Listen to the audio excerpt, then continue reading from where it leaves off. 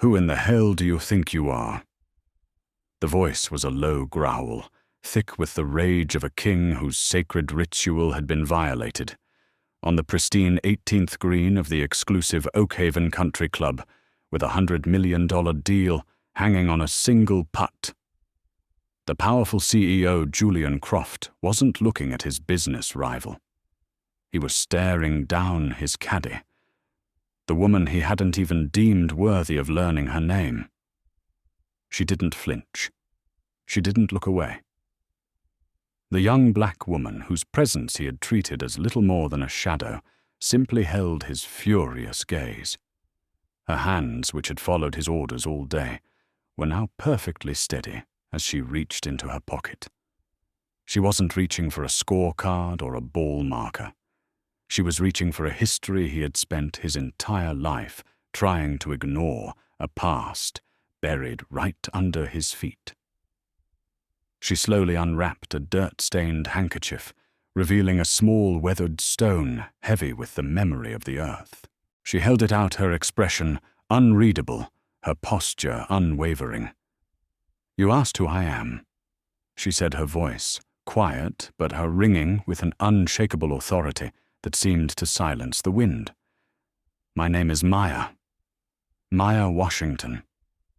She paused, letting the name settle in the suffocating silence between them. "And this land remembers my name, even if your family chose to forget." The early morning sun cast long, ghost-like shadows across the manicured perfection of the Oakhaven Country Club. A fine mist, as delicate as lace, clung to the rolling hills of the course, muffling the world in a blanket of sacred silence. For Maya Washington, this was the best time of day. It was a time of stillness, a time when the land itself seemed to breathe whispering secrets only the most patient listeners could hear. She stood by the first tee, a silent sentinel, in her crisp professional caddy uniform. Her posture was straight, her focus absolute, as she polished an already gleaming driver, her movements economical and precise. To any casual observer, she was just another part of the scenery, a functionary in this exclusive world of wealth and power. But Maya wasn't just observing. She was studying. Her eyes, sharp and intelligent, scanned the fairway, noting the subtle shift in the wind as it rustled the leaves of the ancient oaks that gave the club its name. She noted the way the dew clung to the blades of grass, a sign of the green's slowness. In the side pocket of her caddy bib, nestled against her hip, was her true compass. It wasn't a rangefinder or a GPS device, but a small leather-bound notebook, its cover worn smooth by the passage of time and the touch of loving hands. The spine was cracked, the pages yellowed with age, filled with the elegant looping script of her grandfather, Elias Washington. It was a book of maps, not of fairways and hazards, but of memories and truths. It held the soul of this land as he had known it, long before the bent grass and the sand traps. Every contour, every ancient tree, every hidden spring was documented in its pages. It was her inheritance, her mission, and her secret. She ran a thumb over the worn cover, the familiar gesture, a silent promise to the man who had taught her to see the story hidden beneath the surface of things. The sacred silence was shattered by the aggressive hum of an electric golf cart approaching at a speed that was just a little too fast, a little too eager. Julian Croft, CEO of Croft Enterprises, arrived not just as a player, but as a conqueror, surveying his domain. At 40, he was the very picture of success, dressed in expensive tailored golf attire that probably cost more than Maya's monthly rent. His face, handsome and tanned, was set in a mask of easy confidence, the kind that comes from a lifetime of having the world bend to his will. He was flanked by his business rival, a slightly older, more weathered man named Richard Davenport. Morning Julian boomed his voice, echoing in the quiet air. He didn't look at Maya, his eyes already fixed on the challenge of the first hole. He simply gestured toward his golf bag, a silent command for her to assume her role. Maya moved without a word, her expression unreadable, as she shouldered the heavy bag. She was used to being invisible. In fact, her plan depended on it. Davenport, a man whose smile never quite reached his eyes, clapped Julian on the shoulder. "Big day, Julian. The board is watching this little game of ours. Let's hope your short game is stronger than your last quarterly report." The barb, wrapped in a layer of friendly banter, hung in the air. Julian's smile tightened. "Don't you worry about my reports, Richard. Worry about that slice you call a drive." The stakes were set. This wasn't a friendly match. It was a boardroom negotiation, played out on 18 holes of pristine grass. $100 million merger hung in the balance, and both men knew it. Julian pulled the driver from his bag, a beautiful piece of graphite and steel. He took a few practice swings, the club slicing through the air with a soft whoosh. He was a powerful man, and his swing was a reflection of that, all force and controlled aggression. He settled into his stance, ignoring Maya completely, as if she were a statue. She waited a beat, then spoke, her voice calm and low, professional to a fault. "The wind's pulling a little to the left this morning, sir. You might want to aim for the right edge of that second bunker." Julian froze mid-swing. He slowly turned his head, his blue eyes narrowing on her for the first time. It wasn't a look of consideration, but of pure annoyance, as if a piece of furniture had just offered him financial advice. A small, condescending smirk played on his lips. He turned to Davenport, a silent, shared joke passing between them. "Can you believe the help without a word?" He turned back to the ball. He adjusted his stance deliberately, aiming straight down the middle, a direct and public dismissal of her expertise. He swung, and the sound of the club connecting with the ball was a sharp, satisfying crack. The ball soared into the air, a perfect white arc against the pale blue sky. It was a beautiful shot, a testament to his power. For a moment it looked flawless. But then, as it began its descent, the gentle, persistent wind Maya had warned him about took hold. It pushed the ball ever so slightly to the left. It landed not in the center of the fairway, but just on the edge of the first cut of rough, leaving him with a more difficult lie for his next shot. It wasn't a disaster, but it wasn't perfect either. And in a game of this magnitude, perfection was the only acceptable standard. Davenport chuckled softly. "A little left, Julian. Just a little." Julian's jaw tightened, a flicker of irritation flashing in his eyes before it was masked once more by his confident veneer. He handed the club back to Maya, his hand brushing hers without acknowledgement. He didn't look at her, but she could feel the heat of his frustration, the sting of his wounded pride. Maya took the club, her expression unchanged. Her gaze followed the ball where it rested in the grass, her mind already calculating the next shot, the next move in this long and patient game. She clutched her grandfather's notebook in her pocket, its familiar shape a source of quiet strength. The first move had been made. The game had just begun. The land remembered what the men had forgotten. The walk to the second hole was shrouded in a new kind of silence. The easy pre-dawn quiet had been replaced by something brittle and sharp. Julian Croft moved with a stiff-backed anger, his expensive shoes making sharp, punitive sounds on the cart path.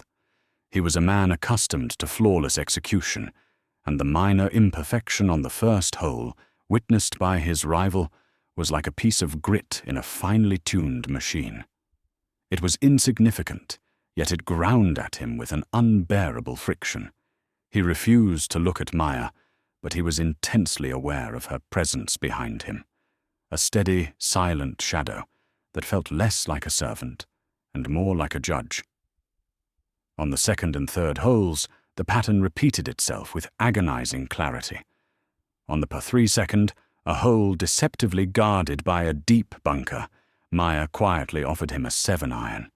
"The air's a little heavy over the water, sir. The 6 will carry too far." Julian, in a pointed act of defiance, took the 6-iron. The ball flew beautifully, a powerful, confident shot that soared over the pin and landed in the thick rough just beyond the green. Another small, infuriating miscalculation. He managed to save par, but the effort left a thin sheen of sweat on his brow. Davenport, for his part, was playing a relaxed, intelligent game. He watched the dynamic between Julian and his caddy with the keen eye of a shark sensing blood in the water. He saw Julian's jaw clench every time Maya spoke, and he saw the almost imperceptible nod she gave when a shot went exactly as she'd predicted. He was a student of power, and he recognized that something unusual was happening. The opportunity came on the 4th hole. Davenport's drive had landed him in a decent position, but with a tricky angle to the pin, blocked by the reaching branches of a willow tree. His own caddy, a young man with a nervous energy, suggested a safe layup shot.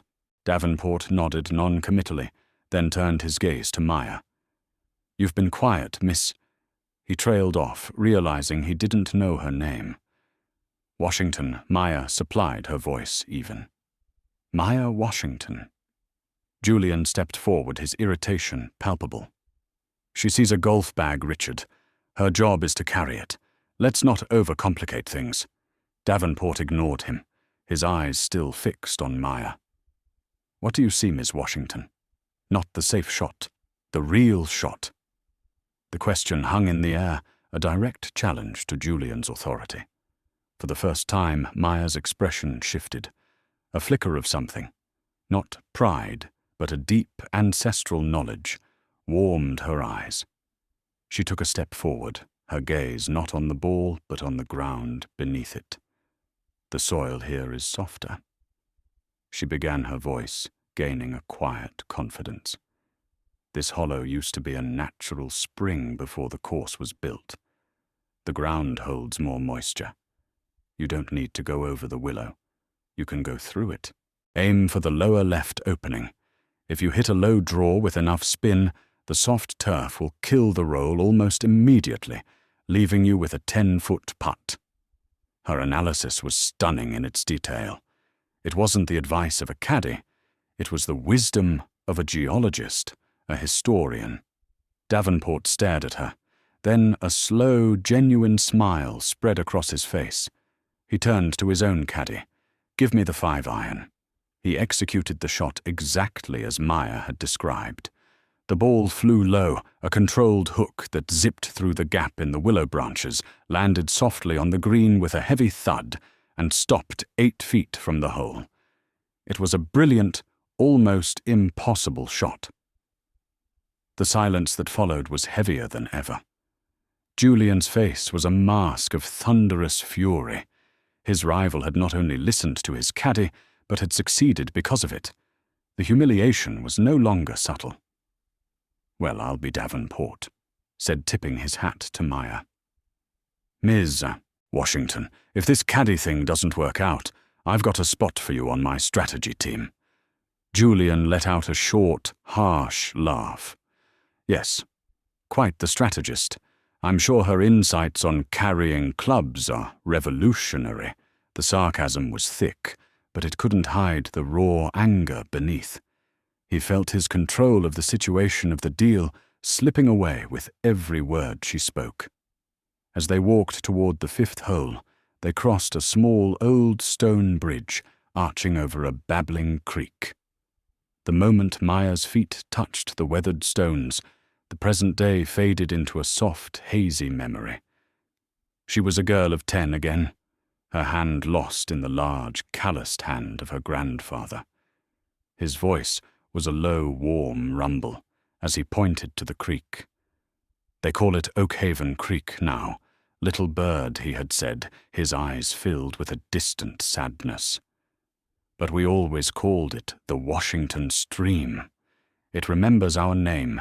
even if the men who built this place chose to forget.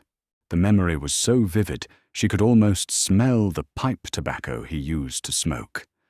It solidified her resolve, washing away the sting of Julian's insults. He saw her as an object, a function. He had no idea he was walking on the ghost of her family's history, and that she was there not just to carry his clubs, but to carry the weight of a past he had never known. She looked ahead, her gaze settling on the formidable shape of a large, ancient oak tree in the distance. The real game was about to begin. An arrogant man will always build his own trap. The air on the 7th tee was thick with unspoken words. This hole was Oakhaven's signature challenge, a long, winding par 4, notoriously named the Serpent. It snaked its way through a valley of mature pines before demanding a terrifying second shot over a wide, hungry-looking lake that guarded the green. It was a hole designed to separate the contenders from the pretenders, and Julian Croft could feel its judgment like a physical weight on his shoulders. The memory of Davenport's perfect shot on the 4th, guided by Maya's uncanny advice, still stung. He was down a hole, and the pressure of the merger felt like a tightening knot in his chest. His drive was a thunderous display of raw power, a desperate attempt to reclaim his dominance. The ball landed perfectly in the middle of the fairway, leaving him with a clear, albeit long shot to the green. He was about 200 yards out. It was a moment of pure risk versus reward. A safe shot, laying up short of the water, would almost certainly concede the hole to Davenport, who was already sitting comfortably on the fairway. But a bold shot, a perfect iron that carried the lake and landed on the green, would be a statement. It would be the move of a winner, a master of the universe. He pulled a 3-iron, then hesitated, swapping it for a 4-iron. His indecision was a crack in his armor, and Davenport saw it. Julian's mind was a whirlwind of calculations, but none of them felt right. It was then that Maya spoke, her voice as calm and steady as the ancient oaks surrounding them. "The fairway slopes toward the water more than it looks, sir," she said, her eyes fixed on a point far in the distance. "And the wind swirls in that valley. It's inconsistent." She paused, letting the silence build. "The layup is safe. But there's another way. A low 4-iron, aimed at the large bunker on the left. The ground in front of it is firm. It will kick forward and roll onto the green from the side. It's a small target, but it's the only one that takes the water completely out of play." Her words were precise, her strategy sound. It was the kind of high-level course management that pro golfers paid fortunes for. And for Julian, in his fragile state of ego, it was the final insult. That she, the caddy, the help, would not only offer advice, but lay out a complex, multi-layered strategy, was an intolerable challenge to his authority. He turned to face her, his face contorted in a sneer of disbelief. His voice was no longer a whisper, but a sharp, cutting statement for both Maya and Davenport to hear. A risk analysis on turf density, really. He let out a harsh, joyless laugh. What would a caddy possibly know about strategic risk? "Your job is to carry the bag and keep your opinions in it. Is that clear?" He didn't wait for an answer. He snatched the 3-iron from his bag, pointedly turning his back on her in a final, brutal dismissal. He was going to fly the water. He was going to prove her and the world wrong. Fueled by a toxic cocktail of rage and pride, he took his stance. He swung with everything he had, a violent, uncontrolled motion. For a breathtaking moment, the ball rocketed off the club face, a white bullet on a perfect trajectory. He allowed himself a flicker of triumph. See. But the serpent was not so easily tamed. Just as the ball reached its apex, the swirling wind that Maya had warned him about caught it. The ball seemed to hang in the air for an eternity, its momentum stolen.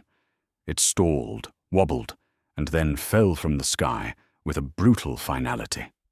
Plunk. The sound was small, but it echoed across the fairway like a gunshot. It was the sound of complete and utter failure. Julian stood frozen, his billion-dollar club held loosely in his hand, his eyes fixed on the ever-widening ripples in the center of the lake. The ball was gone. The hole was lost, and very possibly the deal was lost with it. Davenport, ever the professional, didn't say a word. He didn't have to. He simply took out his own iron and played a perfect safe shot that landed 20 feet short of the water. He would make par with ease. The walk to the drop zone was the longest of Julian Croft's life. Every step was a fresh wave of humiliation. The sun felt hotter, the air heavier. He was intensely aware of Davenport's pitying gaze, but even more so of Maya's profound, unshakable silence behind him. She hadn't said "I told you so." She hadn't made a sound. And somehow her silence was the most damning indictment of all. Her Julian Croft, the titan of industry, had been brought low, not by his rival, but by his own arrogance, and the quiet, unseen woman who carried his clubs was the sole witness to his self-inflicted demise. A secret buried in the earth is still a secret waiting to be told. The game had changed.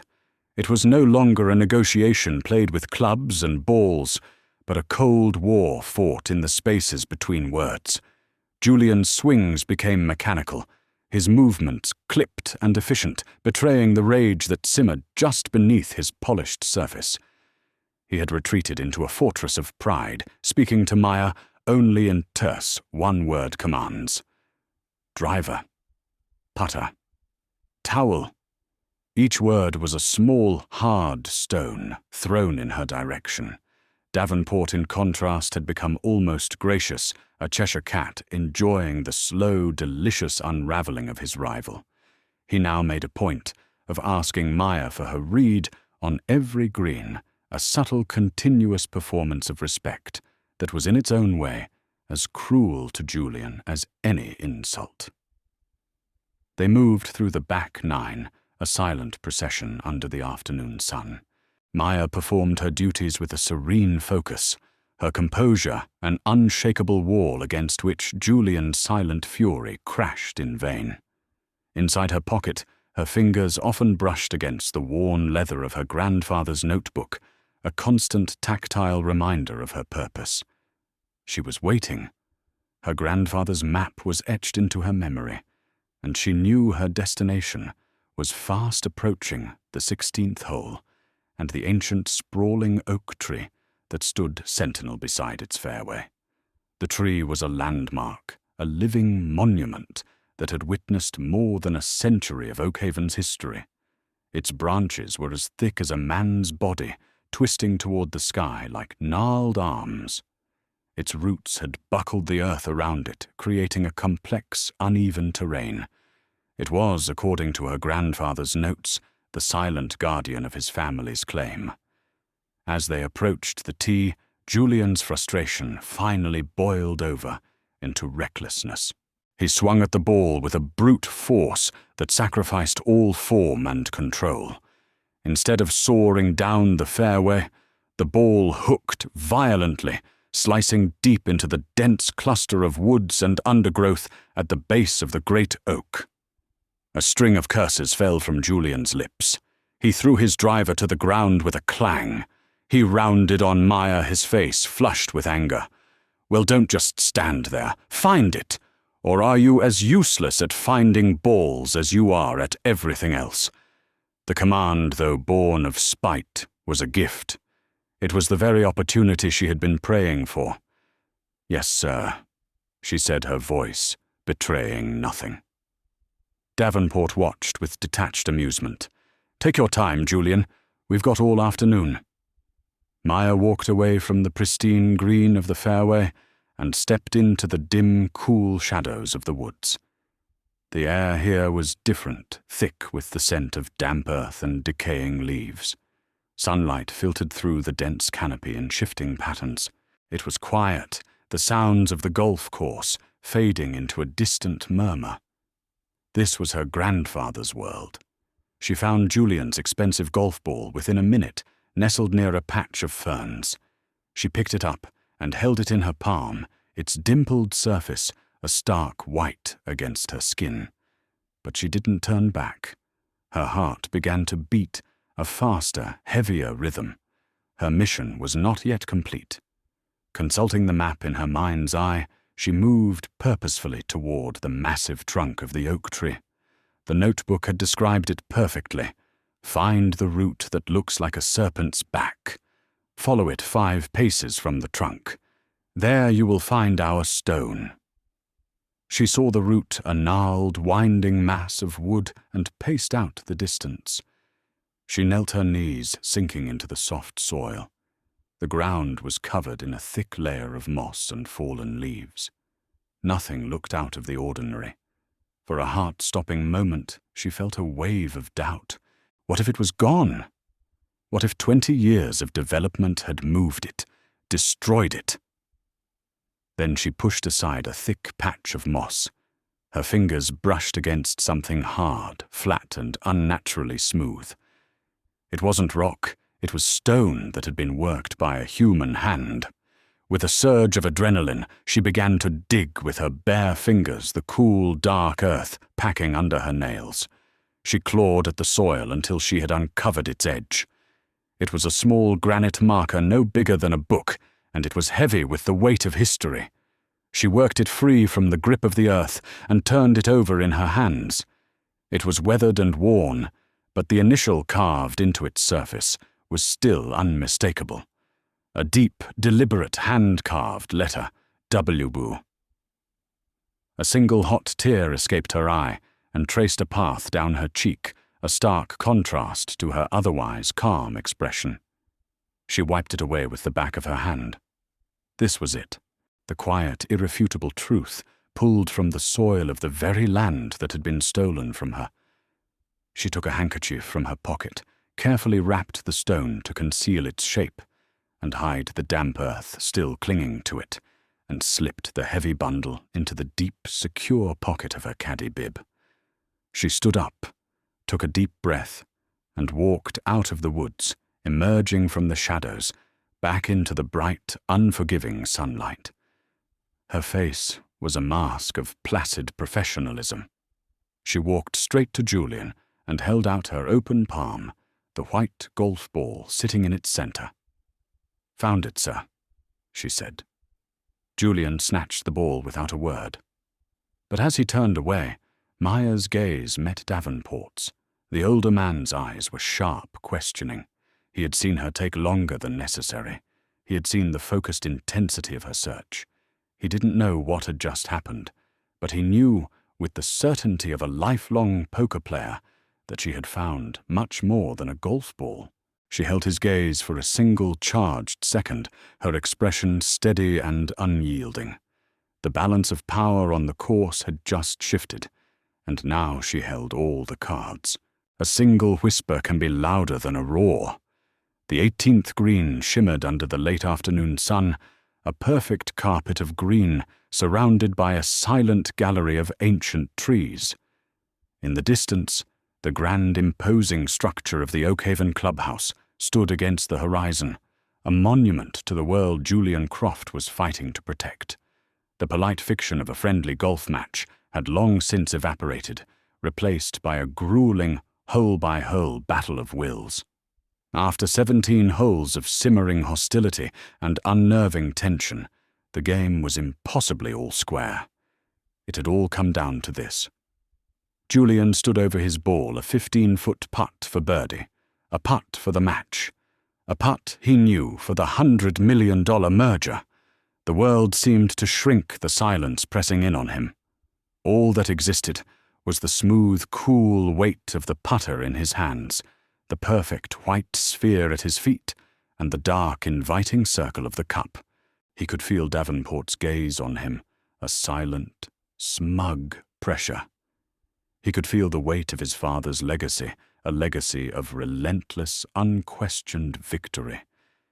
And he could feel her presence, Maya Washington, standing a respectful distance away, her silence now more unsettling than any of her previous words. He had to block it all out. He had to make this putt.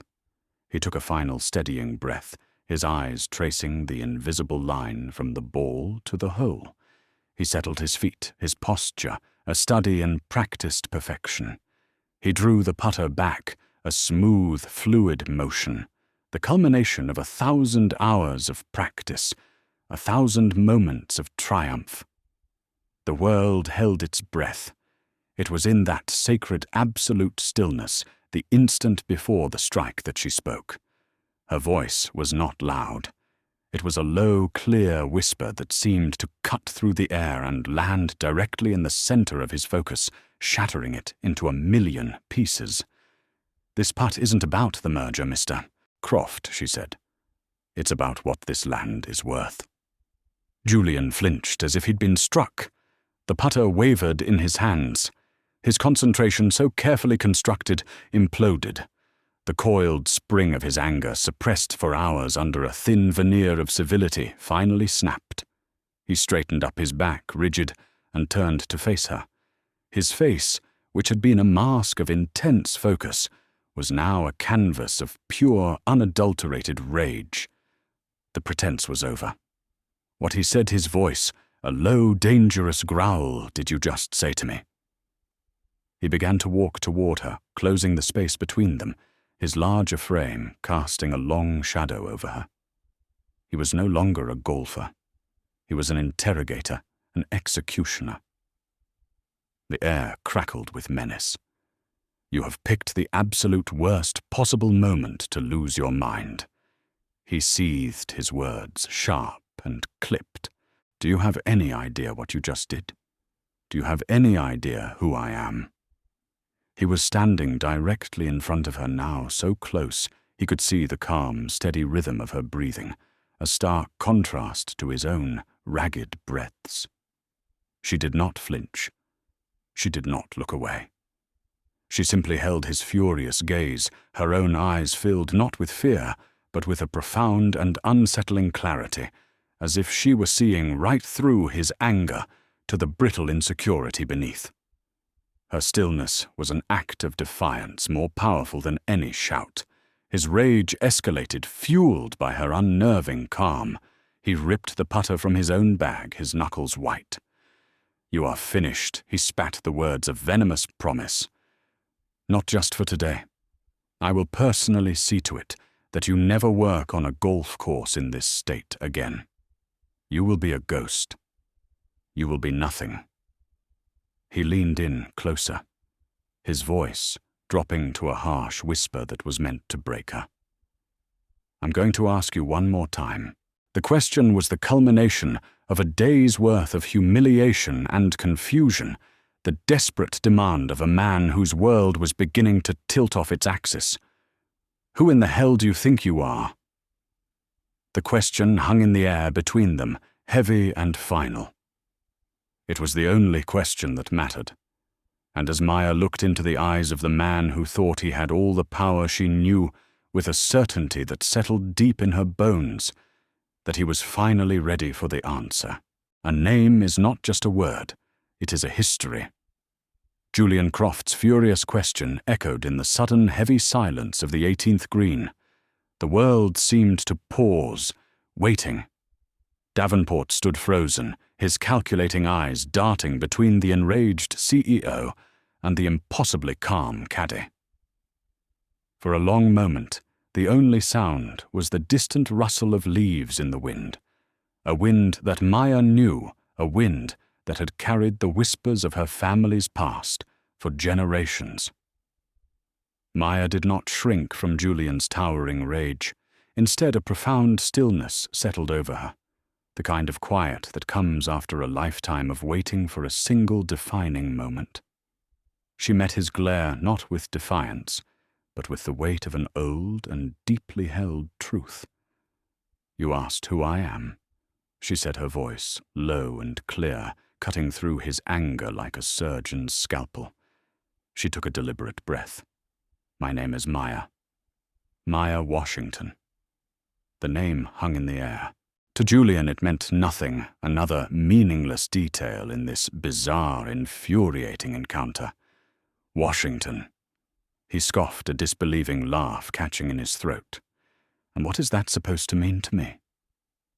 It means everything, Maya replied softly. She reached into the deep pocket of her caddy bib, her movements slow and purposeful. She drew out the handkerchief-wrapped bundle and carefully unfolded it. There, resting in her palm, was the weathered granite marker, still bearing the faint traces of damp earth. She held it out for him to see the deeply carved W facing him like an ancient rune.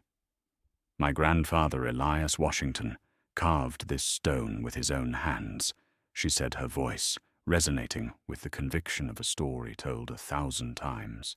He placed it at the foot of the great oak to mark the edge of his property. She lifted her gaze from the stone to the perfectly manicured grass beneath their feet. This property. Julian stared, his mind refusing to process the words. He looked from the stone to her face, a frantic search for some sign of madness, of deceit. "This is Oakhaven," he stammered. "My father built this club from nothing. He built it on something." Maya corrected him, her voice unwavering. "He built it on a lie." She then told him the story, not a story of grand conspiracy, but one of a quiet, creeping betrayal. She spoke of how his father, Arthur Croft, had been her grandfather's friend, how Arthur had discovered, through a surveyor's report he'd kept secret, that the underground springs on the Washington farm made it one of the most valuable parcels of land in the state. She told him how Arthur had then systematically, cruelly engineered her grandfather's ruin. A fabricated rumor, a called-in loan, a whispered word to the bank, until Elias Washington, a proud but simple farmer, was forced to sell his land to the very friend who had orchestrated his downfall. "Your father didn't buy this land, mister," Croft. Maya said, her voice thick with the memory of her grandfather's pain. "He took it. He bought it for pennies on the dollar, disguised as an act of mercy to save a friend from ruin. He built his empire on the foundations of my family's home." To seal her words, in fact, she reached into her other pocket and produced the worn leather notebook. She didn't open it to a random page. She opened it to a specific, detailed map of the land as it had existed 50 years ago, drawn in her grandfather's hand. She pointed to a spot on the map. He wrote it all down, she whispered, more to herself than to them. He drew this map so his children and their children would never forget what this land was and what was taken from us. She traced the drawing of the oak tree and the small W marking the spot where she had just unearthed the stone. The notebook was the final blow. It was tangible. It was real. Julian looked from the elegant faded script to the stone in her hand, and then to her unyielding face. The pieces of his life, his identity, began to crumble. His father, the visionary, the hero of all his stories. A thief, a liar. The thought was so monstrous it had no place to land in his mind. Throughout the exchange, Richard Davenport had remained utterly still, a silent, enthralled audience. His expression had shifted from smug amusement to sharp-eyed fascination, and finally to a look of cold, hard calculation. He understood. He understood the scandal. He understood the potential lawsuits. He understood that the very ground on which they were supposed to build a future was fundamentally, irrevocably tainted.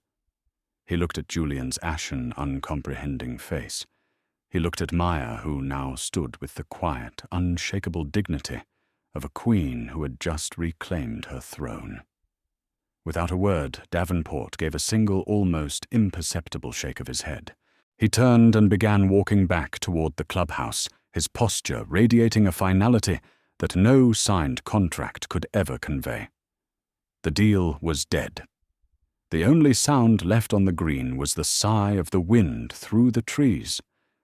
Julian Croft stood speechless and broken, staring at the small, weathered stone that lay on the grass between them.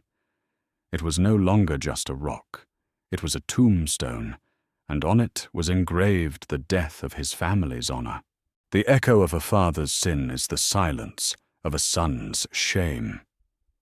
He did not know how long he stood there after she was gone. The sun, a great bleeding orange eye, sank below the horizon, pulling the warmth and color from the world with it. The vibrant green of the fairway faded to a bruised purple, and the long shadows of the oaks merged into a single encroaching darkness. Julian Croft was alone, a statue of a man on the 18th green, the putter still hanging heavy and useless in his hand. Davenport's cart was a distant speck vanishing toward the clubhouse. And she, Maya Washington, had simply walked away, her quiet departure, more deafening than any shout of victory. She had taken the stone, her truth, and left him with the wreckage. His mind was a storm of fractured thoughts. Lies. It was all lies. A shakedown. A disgruntled employee with a fantastic story. He clung to the denial like a drowning man to a piece of driftwood. His father, Arthur Croft, was a titan, a visionary who had carved an empire out of sheer will and brilliance. He was a man who gave speeches at universities, who funded hospitals, whose name was etched in granite on the walls of museums. He was not a thief. He was not a liar. But the image of the stone, weathered and real, was seared into his memory. The raw conviction in Maya's eyes, the way she had known about the spring on the fourth hole, the way she had described the land not as a course to be conquered, but as a place to be understood. And most damning of all, the weary final look on Davenport's face. Davenport hadn't seen a liar. He had seen the collapse of a dynasty. A wave of nausea washed over Julian. He staggered to a nearby bench, the one overlooking the very lake where his ball had sunk an eternity ago. The world felt unstable, the perfectly solid ground beneath his feet now feeling like a thin crust over a hollow void. Every memory he had of his father was now a potential crime scene. The family trips to Oakhaven as a boy, his father teaching him how to read the greens. The proud speeches about building this club from dust and a dream. Was it all a performance? Was his entire life, his entire identity, the result of one great foundational act of theft he couldn't breathe? The thought was a physical weight crushing the air from his lungs. He needed to know. He couldn't live another second in this suffocating limbo between the man he thought his father was and the monster Maya Washington had described. His hands were trembling so badly he could barely unlock his phone. He scrolled past the names of his board members, his wife, his assistants. He needed someone who knew the world before him, someone who knew the truth of the beginning. His finger hovered, then pressed on a name listed under Finch Arthur, his father's lawyer and closest confidant for 40 years. A man who had retired a decade ago, a living relic from the era when the Croft Empire was forged. The phone rang 3 times, each ring a hammer blow against his skull. Finally, a reedy, elderly voice answered.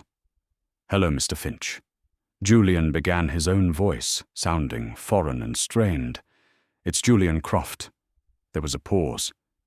"Julian? It's been a long time. Is everything all right?" "You sound—" "I'm fine," Julian lied the word, tasting like ash in his mouth. I have a strange question for you. It's about the club, about Oakhaven." He took a ragged breath. "Before my father bought the land. I need to know about the family that owned it before us, a family named Washington." The silence on the other end of the line was the loudest thing Julian had ever heard. It stretched for 5 seconds, then 10. It was a silence filled with everything the old lawyer could not say. When Finch finally spoke, his voice was heavy with a weariness that seemed to span decades. "Julian," he said, a deep, sorrowful sigh accompanying the name. "That was a long, long time ago. Some things are better left in the past." The evasiveness was a confirmation in itself, but Julian pressed a desperate need for the final killing blow.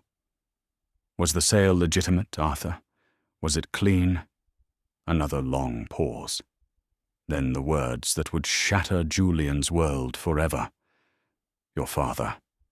He did what he thought was necessary to build a legacy for you, son. He was a very determined man. What he thought was necessary." The phrase was not an exoneration. It was a confession.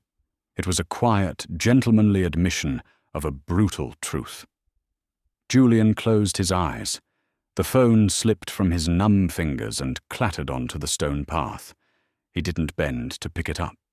He leaned forward, resting his elbows on his knees, his head in his hands. A sound escaped his throat, a raw, guttural noise that was half sob, half gasp. It was the sound of a man's entire history being rewritten in a single agonizing moment. The hero he had worshipped his entire life had just been replaced by a common thief. And he, Julian Croft, the proud son, the CEO, the master of his universe, was nothing more than the heir to a stolen kingdom. In the distance, the automated sprinklers hissed to life, casting arcs of water across the darkening green. The rhythmic spray sounded like mocking laughter. He sat there unmoving as the cold water began to soak his expensive shoes, a trespasser on the land he once thought he owned. True atonement is not an apology. It is an action. 3 weeks had passed. 3 weeks in which the manicured perfection of Oakhaven had been for Julian Croft a private hell. The whispers of the cancelled merger had echoed through the financial world, but the real story, the one that mattered, remained a secret, held between 3 people. Julian had spent those weeks in a self-imposed exile, poring over old legal documents, property deeds, and private letters from his father's archives. With every page, the truth that Maya had unearthed on the 18th green became heavier, more undeniable. The hero he had worshipped was a phantom, and the empire he commanded was a monument to a quiet, devastating crime. He had requested this meeting, not in a sterile boardroom, but here under the sprawling, ancient branches of the great oak tree. He stood waiting, not as a CEO, but as a penitent. The sharp, custom-tailored suits had been replaced by a simple dark sweater and slacks. The arrogant posture was gone, replaced by a weary slump in his shoulders that seemed to have aged him a decade. He looked smaller, more human.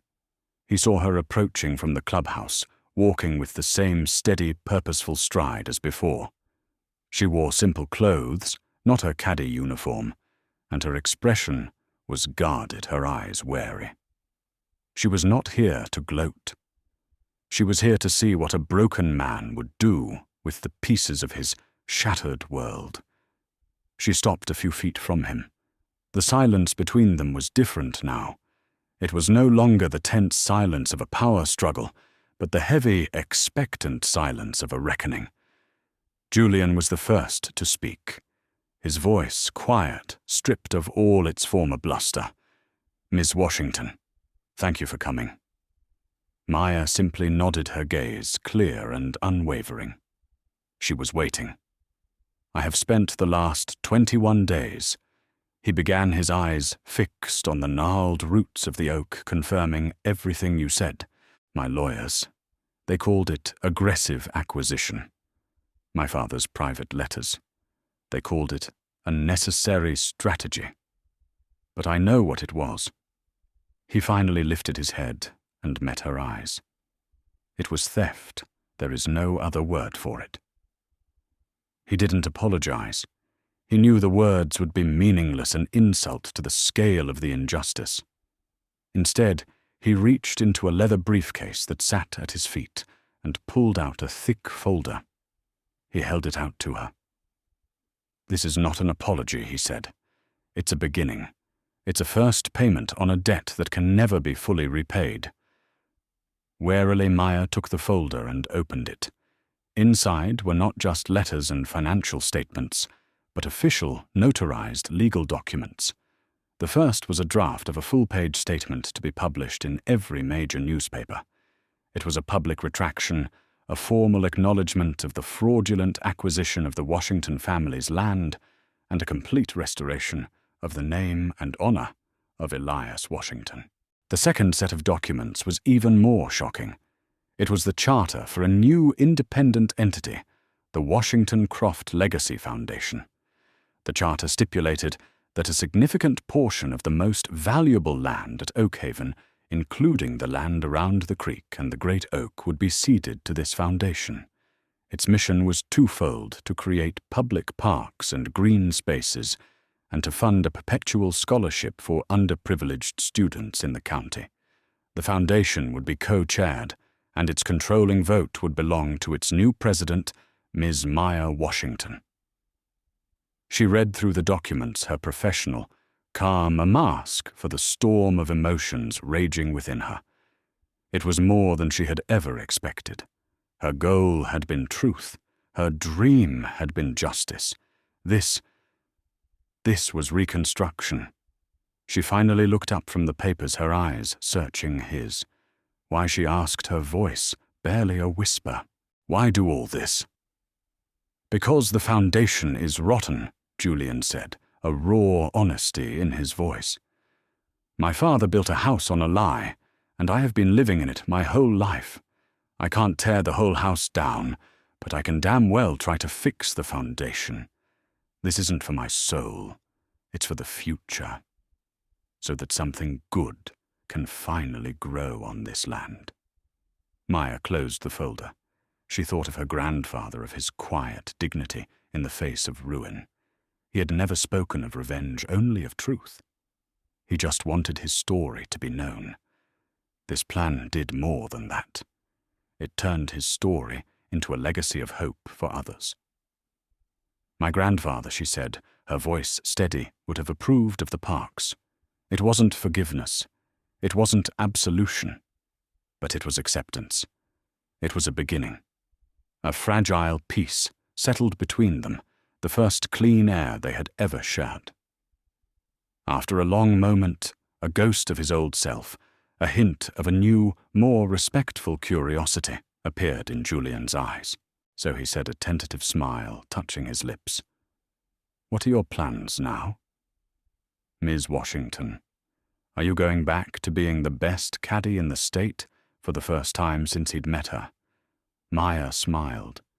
It was a small, quiet smile, but it was genuine, and it transformed her entire face, washing away the years of guarded resolve. It was the smile of a woman finally free. "I'm considering it," she replied, a light of humor sparkling in her eyes. "But my rates have gone up, considerably." Julian let out a short, surprised laugh. It was the first real unforced sound he had made in weeks. He looked at Maya, then at the Great Oak, then at the open stretch of land beside it.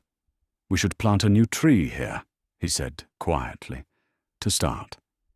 Maya nodded, her gaze moving from the tree to the distant horizon. She didn't look at him, but at the future. A future where a stolen legacy could perhaps be rebuilt, one honest root at a time. Sometimes the heaviest inheritances are not fortunes, but truths. Julian Croft discovered the empire he was meant to lead was built not on his father's genius, but on a quiet, devastating injustice. In the end, he chose to face the sins of his father, but the most difficult choice fell to Maya, the woman whose history he had unknowingly trampled upon. Her path to justice was complete, but her path to peace was just beginning. If you were Maya, would you have accepted his offer to build a new legacy together, or would you have taken back what was rightfully yours and walked away forever? Let me know your honest thoughts in the comments below. And if you love stories that uncover the complicated truths of the human heart, make sure to subscribe and join our community for the next journey.